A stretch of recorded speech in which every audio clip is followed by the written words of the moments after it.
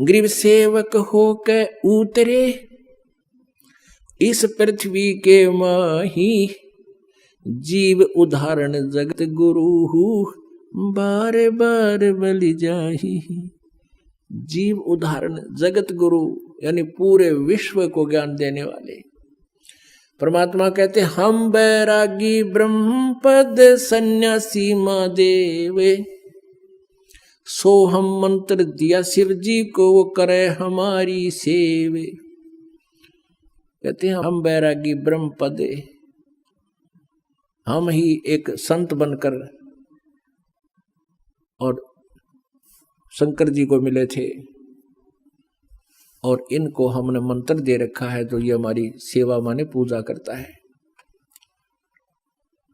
अब जैसे हम देखा ना भगवान शिव जी किसकी पूजा करता है, हम प्रश्न करा करते नकलियां तय न करते भगवान विष्णु की पूजा करता है। और भगवान विष्णु किसकी, बोला शिव जी की। ठीक, हमें कुछ ज्ञान था ही नहीं, हम उनके इन सट्टा में सेट हो जाते थे। अच्छा हाँ बस ठीक है।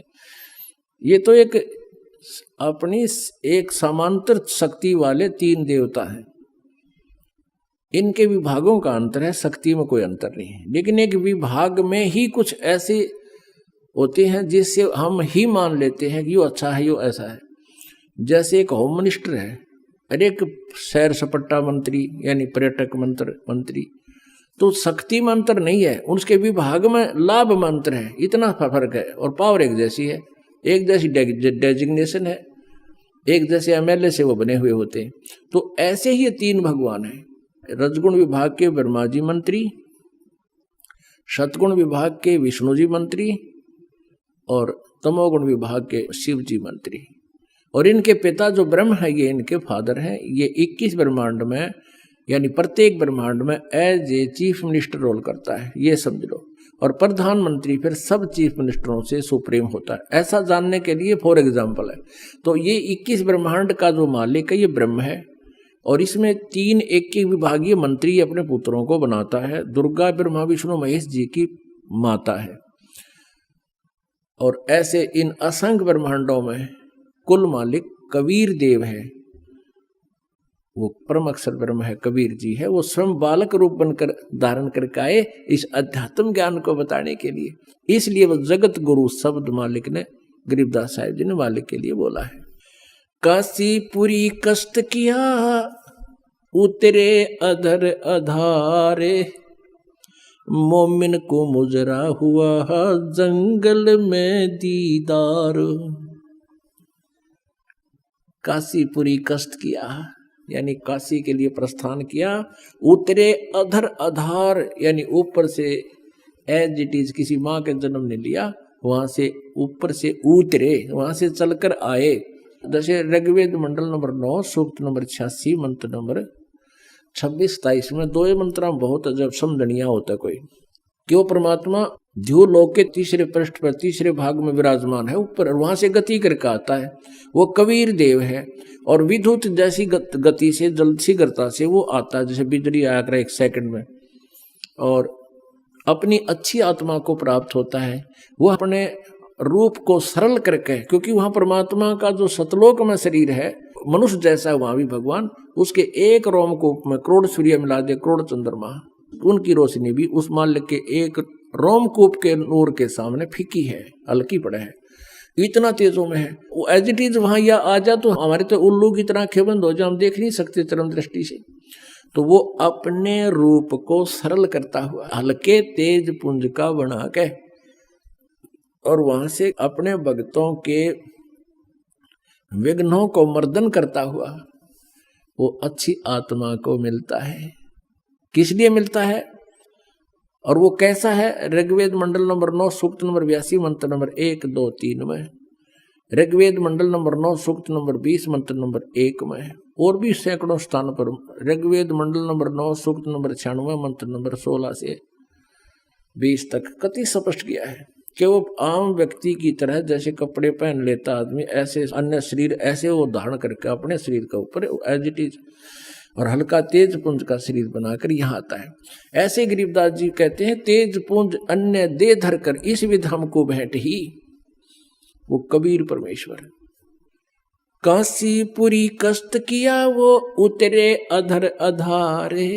अधर अधार माने ऊपर, तो अधर माने ऊपर से, आधार न्यो के न्यो आए चल के। और मोमन को मुजरा हुआ हा जंगल में दीदार। मोमिन कहते मुसलमान को। अब कबीर परमेश्वर की छवि को कैसे वर्णित कर रहे हैं आदरणीय गरीबदास साहिब जी। कोट किरण शशि भान सुध आसन अदर विमाने। परसत पूर्ण ब्रह्म को शीतल पिंड अरु प्राण। जब नीमा ने मालिक को गोद में ले लिया, सीने से लगाया, उसका मुंह चूमिया जैसे बच्चे से प्यार करती है माँ, तो कहते हैं परसत पूर्ण ब्रह्म को, उस पूर्ण परमात्मा को टच करते ही, परसत माने टच करते ही, छूते ही, और शीतल पिंड और प्राण जैसे बर्फ ने हाथ पर रख दे वो अपना प्रभाव दिखाती है।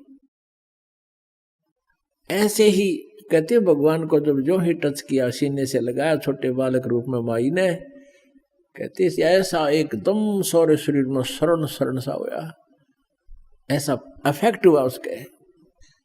गोद लिया मुख चूम कर एम रूप झलकनते। जगर मगर काया करे जैसे दमके पद्म अनंत। नीमा ने गोद लिया, मुख चूम के प्यार किया अपने बच्चे की तुल, और कहते हैं हेम रूप झलकंत। हेम माने हिम, परमात्मा का रूप। स्नो वाइट, यानी को कपड़ा खरीदने जाते हैं ना बाजार में, सफेद कपड़े न्यू का आग्रह भाई कति सफेद दे दे, स्नो वाइट यानी बर्फ जैसी सफेदी वाला। तो यहाँ कहते हैं गरीबदास जी चित्रण कर रहे हैं, गोद लिया मुख चूम कर हिम रूप झलकनते। स्नो वाइट, बर्फ जैसा सफेद नूर मालिक का।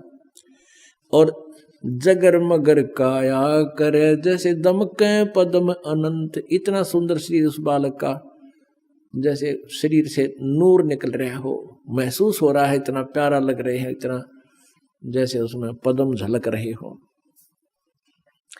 काशी उमटी गुल भया मोमिन का घर घेरे। कोई कहे ब्रह्मा विष्णु है, कोई कहे इंद्र कुबेर। मालिक लीला कही थी प्रभु ने कि तुम ले चलो, कोई तुम्हें कुछ नहीं कहेगा। ऐसा ही हुआ। अब वो कहें कमल के फूल पर मिला, ऐसे मिला, तो नो ऑब्जेक्शन। वो और बात बतलाने लायक गे, नो कहें वो देख कितना सुंदर बालक है, ऐसा कोई बालक का हमने नूर नहीं देखा। फिर नो कहें कोई कहे काशी उमटी गुल भया, यानी सब उमड़ का आगे वहां सारे शोर माच गए, सब सुंदर बालक जो देखा ना सुना। उस मोमिन का घर घेरे, मोमिन मुसलमान का घर घेर लिया। कोई कहे ब्रह्मा विष्णु है, कोई कहे इंद्र कुबेर। कोई कहे वरुण धर्मराय है, कोई कहते है ईश। 16 कला सुभान गति ही, कोई कहे जगदीश। अपनी अपनी अटकल लावे हैं। जैसे कोई बालक बेटा या बेटी लड़का उत्पन्न हो जाता है तो कदे तो चाची ठावेगी, न्यू कहे तो इसके ताऊ पर दिखे है, कदे फिर बुआ आवेगी, न्यू कहे तो मेरे बाबू पर दिखे है, कोई कहेगी किसी पर दिखे, यानी किसकी उनिहार किससे स्वरूप मिल रहा है। तो ऐसे ये अपनी अपनी अटकल लगा रहे हैं। चाचे ताऊआ के उनिहार नहीं बता रहे, वो इतना अजीब और गरीब, इतना दिव्य रूप था प्रभु का, उनकी सीधी सुरती देवताओं के शरीर की तरफ जा रही है। काशी उमटी गुल भया मोमिन का घर घेर। कोई कहे ब्रह्मा विष्णु है, कोई कहे इंद्र कुबेर। कोई कहे वरुण धर्मराय है, कोई कहते है ईश। 16 कला सुभान गति ही, कोई कहे जगदीश। भक्ति मुक्ति ले उतरे, ओए होए, भक्ति मुक्ति लेकर अवतरे। मिटन तीनों ताप, मोमन के डेरा लिया वहां कहे कबीरा बाप। हे भगवान, कितने दयालु दाता अपने बच्चों के लिए कितना कष्ट उठाते हैं। हम कितने भोले और अनजान बना दिए, अज्ञानी बना दिए इस काल ने, हम अपने पिता को पहचान नहीं पा रहे। और कबीर परमेश्वर जी कहते हैं, मैं रोवत हूँ सृष्टि को, ये मेरे बच्चे हैं, इनको रोता फिरता हूँ, तुम मेरे बच्चे हो, कितने कष्ट उठा रहे हो। किसी का बालक बिगड़ जा, बेटा बेटी गलत रास्ते पर चल जा, माता पिता उसके लिए भटकते रहते हैं कि उनको मालूम होता है कि आगे भविष्य में इनकी बिरानमटी होएगी, कितना दुखी है ये, लेकिन वो उस समय नहीं समझ पाते, माँ बाप की बात को स्वीकार नहीं करते। अब काल ने हमारे लिए ऐसा कर दिया कि हम अपने पिता को पहचानने योग्य नहीं छोड़े, परमात्मा की परिभाषा को चेंज करा दिया। अब भगवान आता है, मैं भगवान हूँ, नहीं, हमने तो भगवान वो चीज है जिसके हाथ में सुदर्शन चक्र हो, या हनुमान की तरह गदा ले रहा हो, या श्री कृष्ण की तरह या राम की तरह तीर ले रखे हो, या दुर्गा की तरह 8 हाथों में हथियार हो। हम तीसरे भगवान मानना, एक गरीब जुलाहा रूप में रोका में भगवान, सपने में बिना मानना हम, लेकिन भगवान तो मना के छोड़ देगा। उसमें वो परम शक्ति है जिसकी हमने सब जगह भटक लिए, जहाँ राहत नहीं मिली, और उस गरीब जुल्हा जिसको हम एक जुल्हा सा गरीब सा व्यक्ति मानते थे, और वहां जाते ठीक होने लगे। 64 लाख शेष हो गए थे परमात्मा के आज से 550 वर्ष पहले। वो जानता है कि मैं कैसे अपने आप को भगवान सिद्ध करूंगा, और सिद्ध तो है ही, लेकिन सिद्ध करने के लिए प्रयत्न हो रहा है कि गॉड को भगवान सिद्ध करना कठिन हो रहा है, क्योंकि इस लोक वेद ने सभी के अंतःकरण में अंधेरा छा दिया।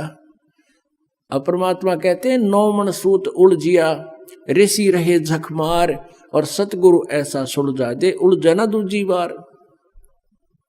अब परमात्मा आए थे, ऐसा सुलझा गए थे इस 9 मन सूत ने। 1 किलो सूत उलझ जाना, धागा होता कच्चे धागे, वो रुआ लिया करते जुलाया ने। जब उसमें कट जा, उसमें टूट जा, गांठ लग जा, तो कोई कपड़ा स्वीकार करे नहीं, तने तो गांठ ला दी 36 पैसा दे नहीं, तो उसको बहुत प्यार से सुलझाना ही पड़ता था, उसमें गांठ ना पड़े। तो ऐसे ही परमात्मा कहते हैं कि ये 9 मन सूत उलझवा दिया, काल के दूता ने उलझा दिया, अध्यात्म ज्ञान को बिगाड़ दिया। और उसको परमेश्वर कबीर जी ने आके ऐसा सुलझा दिया, वो सुलझा के रख गए थे, हम फिर भी ना समझ सके कि यो ठीक है, हम उस उलझे हुए माथा मारते रहे। तो परमात्मा कहते हैं, उन्होंने आके सुलझा था, फिर इस दास को बता दिया कि ये सुलझा रखा है, तुम इसने प्रयोग करो। 9 मन सूत उलझिया ऋषि रहे झकमार, और सतगुरु ऐसा सुलझा दे। सतगुरु, सच्चा गुरु, सच्चा संत, तत्वदर्शी संत ऐसा सुलझा देगा, फिर उलझे ना दूजी बार। अब इस कलयुग में योग अध्यात्म ज्ञान नहीं बिगड़ेगा, ठीक है। आने वाले समय में ये नास्तिक हो जाएंगे, भक्ति नहीं करेंगे तो वो अलग बात है, लेकिन ये लोक वेद नष्ट हो जाएगा। ये सच्चा ज्ञान सदा के लिए इस कलयुग में पूरा चलेगा, जब तक भक्ति चाहने वाले प्राणी रहेंगे। मालिक ने जब तक इसका निर्धारित समय रखा हुआ है।